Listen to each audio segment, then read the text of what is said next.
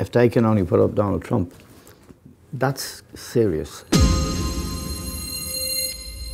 What's happening there is a horror show to candidates, neither of whom I'd want to vote for.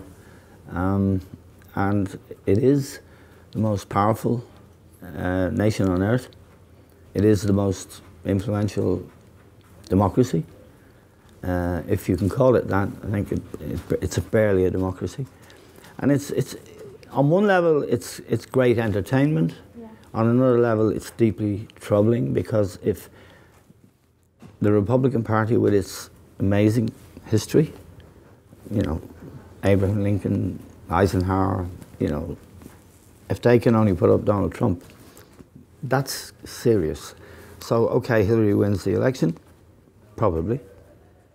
But where did the Republicans go from there? They have the Senate, Congress, and bloc. So you have gridlock. And this is a nation that is, what happens in it resonates everywhere. Yeah. In Russia, China, Ireland, Europe. So I'd be extremely concerned if I wasn't taking my happy pills, which I am.